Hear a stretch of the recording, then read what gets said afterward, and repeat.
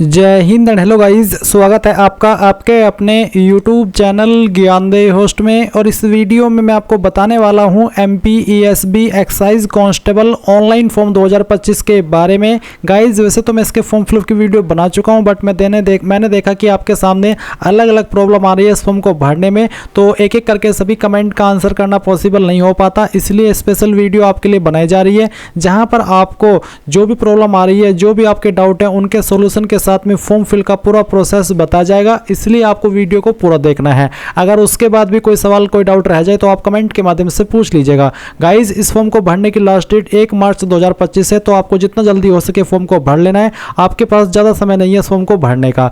और इसके बाद गाइस जो लिंक मैंने वीडियो के डिस्क्रिप्शन में दिया है आप ओपन करेंगे। ओपन करने के बाद जानने को मिलेगा कि 253 वैकेंसी इसमें निकाली गई है। फॉर्म आप लोग जैसे कि बताया 1 मार्च 2025 तक भर पाएंगे। अप्लाई करने के लिए 12वीं पास की योग्यता और हाइट भी इसमें मांगी है 167.5 सेंटीमीटर और फीमेल के लिए 152.4 सेंटीमीटर। चेस्ट का माप भी लिया जाएगा और बाकी की एलिजिबिलिटी भी आप यहां पर चेक कर लीजिएगा। सभी जानकारी चेक करने के बाद में आप यहां पर इंपॉर्टेंट लिंक के सेक्शन में आएंगे और अप्लाई ऑनलाइन लिंक ओपन करेंगे। देन आपके सामने वाली वेबसाइट आ जाएगी जो कि आप अभी वीडियो में देख सकते हैं। यहां पर आने के बाद में मैं आपको बता दूं कि अगर आपने पहले से इस वेबसाइट का इस्तेमाल करके कोई फॉर्म भर रखा है तो आप यहां पर 2 ऑप्शन पर जो अपनी वैकेंसी है वो तो देखेंगे और आप यहां पर ग्रीन आइकन के ऊपर क्लिक करेंगे। फिर आप यहां पर टिक करेंगे और उसके बाद आगे बढ़ाए इसके ऊपर क्लिक कर देंगे। इसके ऊपर क्लिक करने के बाद जैसे कि मैंने कहा कि अगर आपने पहले इस वेबसाइट का इस्तेमाल करके कोई फॉर्म भरा है तो आपका इसमें रजिस्ट्रेशन हो रखा है। आप पहले वाला रजिस्ट्रेशन नंबर यहां पर डालिए सामान्य पंजीकरण क्रमांक के अंदर, और जो आपकी डेट ऑफ बर्थ आपने उस वक्त भरी थी वो डेट ऑफ बर्थ आप यहां पर सिलेक्ट कर लीजिए। ये कैप्चा कोड डालिए और सत्यापित कर आगे बढ़ाए इसके ऊपर क्लिक करके आप आपकी रजिस्ट्रेशन इन्फॉर्मेशन चेक करते हुए इसमें अप्लाई कर लीजिए। और गाइज अगर आप यहां पर इसमें सत्यापित कर आगे बढ़ाए इसके ऊपर क्लिक करते और देखते कि यार मैंने जो रजिस्ट्रेशन की इन्फॉर्मेशन भरी थी उसके अंदर कोई मिस्टेक है, आपको उसमें करेक्शन करना है, तो आप यहां पर एडिट प्रोफाइल रजिस्ट्रेशन फॉर्म इसके ऊपर क्लिक करेंगे। और फिर गाइज यहां पर आपको इसमें आपका सामान्य पंजीकरण क्रमांक डालना है और आपका पासवर्ड जो कि आपने उस वक्त बनाया था, और फिर यहां पर एक कैप्चा कोड डाल करके प्रोसीड फॉर एडिट इसके ऊपर क्लिक करना है। अब गाइज एक सवाल ये भी आता है कि सर मेरा रजिस्ट्रेशन इसमें पहले से होकर के रखा है पर मेरे पास ना ही तो मेरा रजिस्ट्रेशन नंबर है और ना ही मेरा पासवर्ड है, तो मैं क्या करूं? तो आपको यहाँ पर उम्मीदवार प्रोफाइलिंग इस वाले सेक्शन में आना है। इस वाले सेक्शन में आकर के आप यहाँ पर देख सकते हैं और आवेदक का प्रोफाइल पंजीकरण क्रमांक प्राप्त, यानी कि अगर आप आपका जो पंजीकरण क्रमांक है सामान्य पंजीकरण क्रमांक वो भूल चुके हैं तो आप यहाँ पर इस वाले लिंक को ओपन करिएगा। अब आप यहाँ पर वो नंबर डालेंगे जो कि आपने इसमें इस्तेमाल किया था रजिस्ट्रेशन करते समय। फिर आप यहाँ पर ये कैप्चा कोड डाल करके आगे बढ़े इसके ऊपर क्लिक करेंगे। आपके नंबर के ऊपर एक OTP जाएगा जो कि आप जैसे वेरीफाई कर देंगे तो आपको आपका सामान्य पंजीकरण क्रमांक मिल जाएगा। अब एक और इशू आता है कि सर मेरे पास सामान्य पंजीकरण क्रमांक नंबर तो है पर मैं अपना पासवर्ड भूल चुका हूं, तो मैं क्या करूं? आप यहां पर उम्मीदवार प्रोफाइलिंग के ही सेक्शन में आइएगा और आपको देखने को मिलेगा फॉरगॉट प्रोफाइल पासवर्ड। आप इसके ऊपर क्लिक कीजिएगा। सामान्य पंजीकरण क्रमांक तो आपने भी प्राप्त कर लिया, अब आप वो यहां पर डाल दीजिए, जो नंबर आपने रजिस्टर किया था वो नंबर डाल दीजिए, यहां पर क्लिक कीजिए और सबमिट कीजिए। OTP वेरिफिकेशन हो जाने के बाद में आप यहां पर एक न्यू पासवर्ड प्राप्त कर लेंगे और जैसे ही आपको न्यू पासवर्ड मिल जाएगा तो फिर आप उसका इस्तेमाल करके इसमें लॉगिन हो करके अप्लाई कर लेंगे। पर गाइस अगर आप फुल्ली फ्रेशर है, आपने इस वेबसाइट का इस्तेमाल करके कोई फॉर्म नहीं भरा, तो आप इंपॉर्टेंट लिंक के सेक्शन में अप्लाई ऑनलाइन लिंक ओपन करके यहां पर आएंगे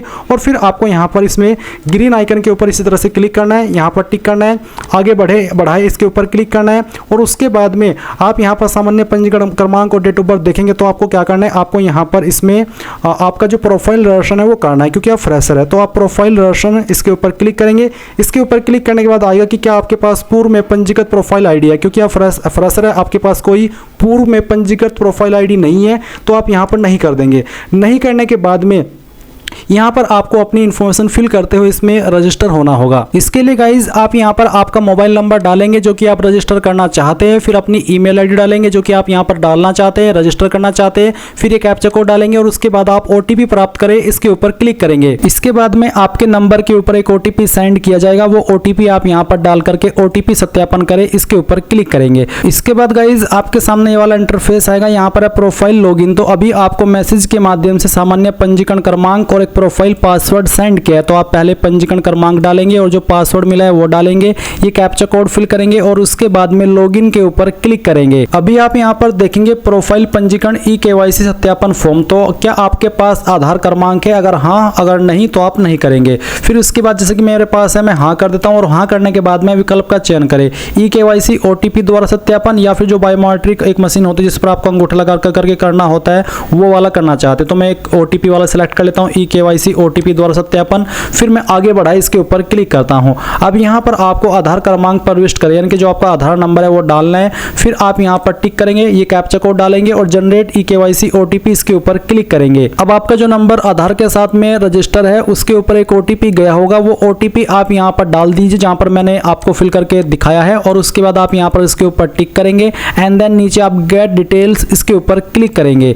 इसके ऊपर क्लिक करने के बाद में यहाँ पर आपके सामने कुछ ऐसा इंटरफेस आएगा जैसे कि आप वीडियो में देख सकते हैं। अभी आप यहाँ पर आपकी बाकी की इंफॉर्मेशन फिल करेंगे। तो जैसे कि यहाँ पर सबसे पहले आवेदक का नाम, तो आपको यहाँ पर आपका नाम जो आधार कार्ड के अंदर है या फिर जो आपके सर्टिफिकेट के अंदर है वो एंटर करना है। पहले आप यहाँ पर आपका फर्स्ट नेम डालेंगे और उसके बाद में आपका जो लास्ट नेम है वो एंटर कर देंगे। अगर आपका लास्ट नेम न हो तो आपको NA लिखना है। फिर आप यहाँ पर पिता, अगर आपकी शादी हो चुकी है तो फिर आप यहाँ पर पति का नाम भरेंगे। इसके बाद आपको यहाँ पर आपकी माताजी का नाम एंटर करना है। फिर यहाँ पर आता है जन्म तिथि, तो जो भी आपकी डेट ऑफ बर्थ 10th के सर्टिफिकेट के अंदर है वो डेट ऑफ बर्थ आपको यहाँ पर सेलेक्ट करनी होगी। पहले आपको आपका ईयर सेलेक्ट करना है, फिर यहाँ से मंथ और उसके बाद में डे, तो आपका डेट ऑफ बर्थ आ जाएगा। फिर पूछा कि क्या आप मध्य प्रदेश के मूल निवासी है? अगर हाँ तो हाँ करेंगे, अगर नहीं तो नहीं। फिर आपका जेंडर क्या है, पुरुष या फिर महिला, वो आप टिक कर देंगे।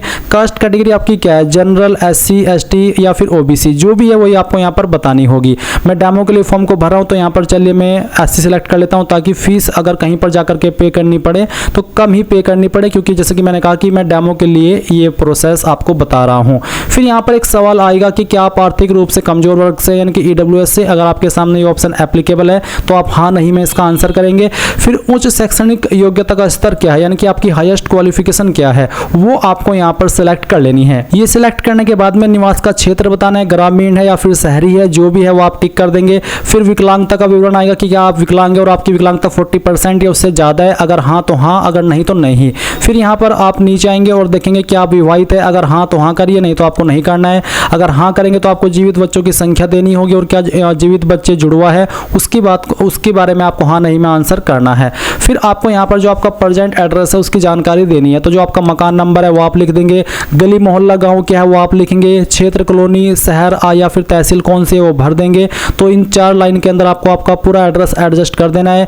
राज्य आप यहाँ से सिलेक्ट करेंगे, आपकी डिस्ट्रिक्ट कौन सी है वो डिस्ट्रिक्ट आपको सिलेक्ट कर लेनी है। फिर पिन कोड क्या है वो आपको डाल देना है। नीचे आप यहाँ पर थोड़ा सा और आएंगे तो आपको यहाँ पर संलग्न दस्तावेज यानी कि कुछ दस्तावेज की जानकारी देनी है। सबसे पहले कि आवेदक के शरीर का स्थायी पहचान चिन्ह, आपकी बॉडी के ऊपर वो निशान जिससे आपकी बॉडी की पहचान होती है, ये बर्थ मार्क या फिर किसी भी तरह का परमानेंट मार्क हो सकता है। अगर नहीं है कोई भी ऐसा निशान तो नो मार्क लिख दीजिएगा।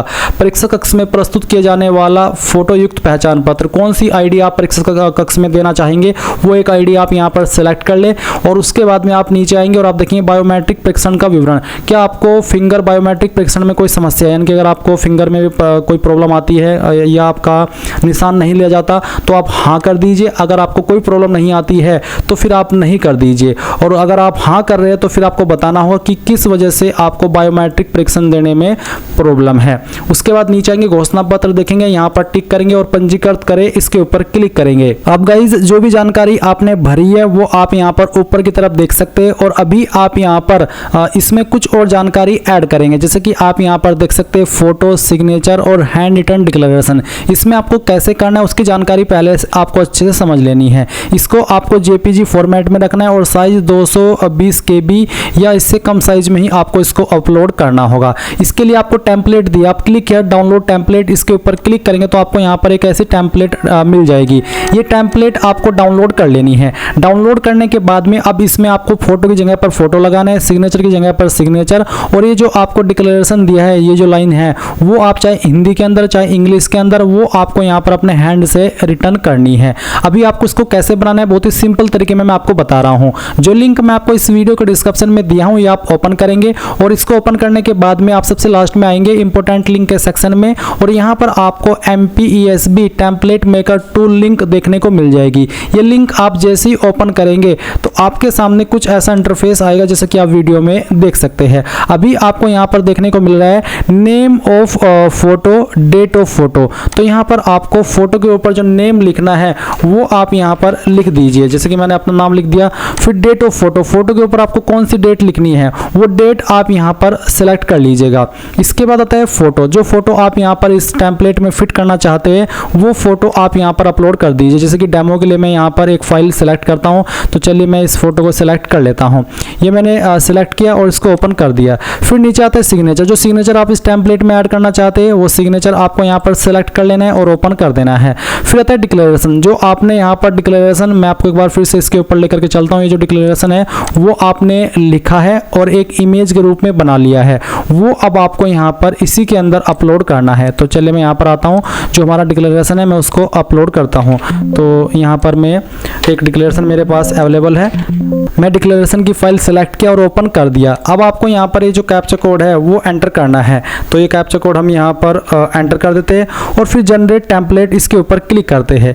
इसके ऊपर क्लिक करने के बाद में गाइज यहाँ पर जो आपकी टेम्पलेट है वो जनरेट हो चुकी है। तो देख लीजिए ये MPSB का पूरा टेम्पलेट आपके सामने है, जहाँ पर वो आपने फोटो लगाया वो फोटो आ चुका है, नाम आ चुका है, डेट आ चुकी है, सिग्नेचर के बॉक्स में सिग्नेचर ऑटोमेटिकली आ चुका है और जो आपने डिक्लेरेशन का इमेज अपलोड किया था वो आपको डिक्लेरेशन के बॉक्स में देखने को मिल रहा है। तो ये आपकी जो फाइल है वो इस तरह से बन चुकी है और ये ऑटोमेटिकली डाउनलोड भी हो चुकी है। मैं आपको इसको एक बार ओपन करके दिखाता हूँ। तो देख लीजिए हमारी टेम्पलेट बहुत ही आसान तरीके में बन चुकी है।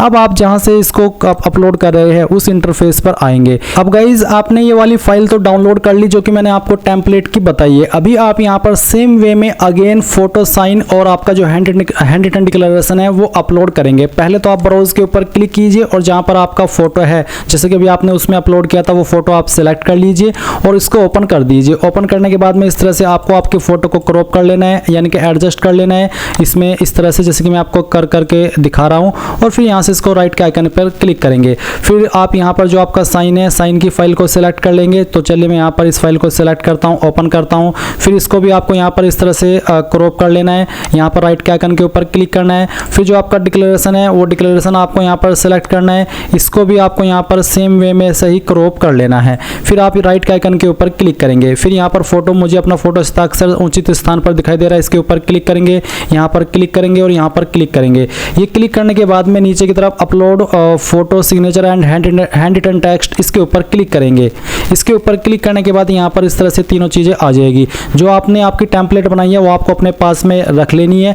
अभी आप यहाँ पर नीचे की तरफ आएंगे और आप देखेंगे जन्म तिथि प्रमाण हेतु संलग्न अंक सूची, जिसमें कि आप 8वीं 10वीं 12वीं की जो मार्कशीट है या फिर जिसमें जो सर्टिफिकेट है जहाँ पर आपकी DOB लिखी गई है वो आप अपलोड करेंगे। फॉर्मेट आपको JPG का रखना है, जहाँ पर भी फाइल है वो आप यहाँ पर सेलेक्ट कर लीजिए और ओपन कर दीजिए। फिर अपलोड बर्थ सर्टिफिकेट, इसके ऊपर क्लिक कीजिए। यहाँ पर आप 8वीं 10वीं 12वीं की डिटेल्स भी दे सकते हैं या फिर अगर आपके पास बर्थ सर्टिफिकेट है तो वो भी आप यहाँ पर अपलोड कर सकते हैं। इसके बाद गाइज यहाँ पर अगर आप SC ST OBC है तो आपको आपका कास्ट सर्टिफिकेट अपलोड करना होगा। अगर आप विकलांग है तो विकलांग का सर्टिफिकेट देना होगा। और इसके बाद गाइज आप यहाँ पर सबमिट डिटेल्स, इसके ऊपर क्लिक करेंगे और यहाँ पर जो भी जानकारी आपने अभी तक भरी है शुरू से लेकर वो जानकारी आपके सामने, आप यहाँ पर इनको डबल चेक करने के बाद प्रिंट प्रोफाइल रिसिप्ट, इसके ऊपर क्लिक कर लेंगे, यानी कि आपका जो प्रोफाइल डिटेल्स है या फिर पंजीकरण है वो कंप्लीट हो चुका है। अब गाइज जैसे ही आपका प्रोफाइल रजिस्ट्रेशन कंप्लीट हो जाए तो जो लिंक मैंने वीडियो के डिस्क्रिप्शन में दिया हुआ है ये आप ओपन करके अप्लाई ऑनलाइन लिंक अगेन से ओपन करेंगे और यहाँ पर आ जाएंगे। इसके बाद फिर से आप यहाँ पर इसमें 2 वाले ऑप्शन, जहाँ पर आपका विभाग की वैकेंसी आप देख पा रहे हैं, ग्रीन आइकन के ऊपर क्लिक करिएगा, यहाँ पर टिक करिएगा, आगे बढ़ाए इसके ऊपर क्लिक कीजिएगा और जो भी आपको सामान्य पंजीकरण क्रमांक मिला है प्रोफाइल रजिस्ट्रेशन करने के बाद में वो यहाँ पर डालिए। जो डेट ऑफ बर्थ आपने अभी भरी थी अपनी रजिस्ट्रेशन करते समय वो सिलेक्ट कर लीजिए, ये कैप्चा कोड डालिए और सत्यापित कर आगे बढ़ाए इसके ऊपर क्लिक कीजिए। इसके बाद में गाइज आपके सामने वो सभी इन्फॉर्मेशन आ जाएगी जो कि अभी आपने रजिस्ट्रेशन करते समय भरी है। और अगर आपका पहले से इसके ऊपर अकाउंट बना हुआ था तो भी आपके सामने यही वाली इन्फॉर्मेशन इस प्रकार से आती है। तो सभी जानकारी चेक करने के बाद यहाँ पर आप आगे बढ़ाए इसके ऊपर क्लिक करेंगे। इसके बाद में आप यहाँ पर देखेंगे 34 पॉइंट है, जैसे कि आपकी क्लास क्या है, भूतपूर्व सैनिक, दिव्यांग अगर है तो आप उसको टिक कर दे, नहीं तो आप बिना वर्ग इसके ऊपर क्लिक करेंगे। अब यहाँ पर कुछ सवालों के आपको आंसर करने हैं। इसमें जो सवाल आपके ऊपर लागू हो रहा है उसमें आप हाँ कर दीजिए, जो लागू नहीं हो रहा है उसमें आप नहीं कर दीजिए। मैं चाहे कितना भी एक्सप्लेन कर लूँ इस बारे में, पर इसमें वही चीज़ एप्लीकेबल होगी जो कि आप वो हो। जैसे कि मान लीजिए एक सवाल है कि क्या आप शासकीय विभागों, निगमों, मंडलों, स्वायत्त शासी निकायों के नगर सैनिक है? अगर है तो हाँ, और अगर नहीं है तो नहीं करेंगे। इसमें मैं कुछ नहीं कर सकता, आप ही को आंसर करना है।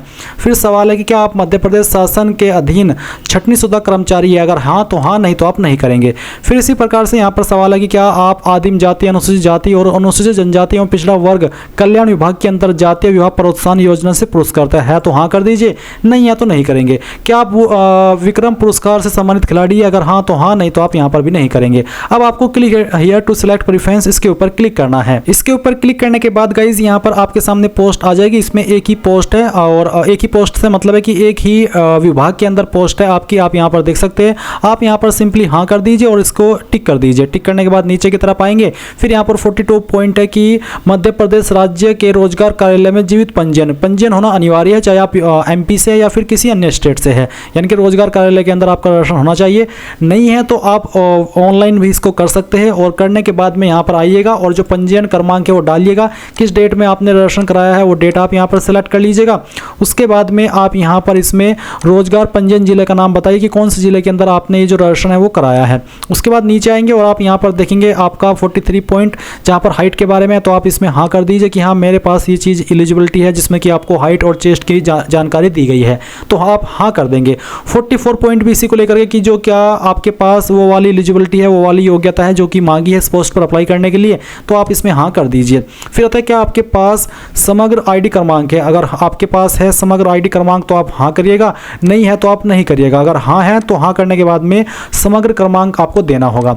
उसके बाद नीचे आएगा 48 पॉइंट आपकी एग्जाम सिटी की प्रेफरेंस, तो पहली चॉइस आप यहाँ पर दे दीजिए आपकी चॉइस के अकॉर्डिंग, फिर सेकंड चॉइस, उसके बाद में आपकी थर्ड चॉइस, फिर आपको फोर्थ चॉइस भी दे देनी है। फिर नीचे आएंगे तो आप देखेंगे घोषणा पत्र, यहाँ पर टिक करिएगा और उसके बाद आगे बढ़ाए इसके ऊपर क्लिक कीजिएगा। अब आपके सामने आपके फॉर्म का प्रीव्यू आ चुका है, यानी कि जो भी जानकारी आपने शुरू से लेकर अभी तक भरी है वो सभी आपके सामने है। आप सभी जानकारी अच्छे से चेक कर ले। जब आपको लगे कि सभी जानकारी सही है तो ही आप नीचे की तरफ आइए और आप यहाँ पर प्रिंट के ऊपर जरूर क्लिक कीजिए, क्योंकि जब तक आप इसको ड्राफ्ट को प्रिंट नहीं करेंगे तब तक आप आगे नहीं बढ़ पाएंगे। तो अगर आपके पास प्रिंटर नहीं है कोई चिंता की बात नहीं है, आप पीडीएफ के अंदर इसको सेव कर लीजिए और बाद में प्रिंट करा लीजिएगा। प्रिंट करने के बाद में या इसको पीडीएफ के रूप में सेव करने के बाद में आप प्रोसीड टू पेमेंट इसके ऊपर क्लिक करेंगे। अब आपके सामने यहाँ पर जानकारी आएगी और बेसिकली आपको पेमेंट के पेज पर ट्रांसफर कर दिया। आप आपकी application fees net banking, debit या क्रेडिट कार्ड या फिर यूपीआई, यानी कि इनमें से किसी भी माध्यम का इस्तेमाल करके जमा कर सकते हैं। जैसे आपकी फीस जमा हो जाएगी तो आप अपने फॉर्म का फाइनल प्रिंट आउट ले पाएंगे। और इस प्रकार से गाइज आप लोग एमपी एक्साइज कांस्टेबल भर्ती 2025 का फॉर्म भरेंगे। आई होप ये प्रोसेस आपको पसंद आया होगा,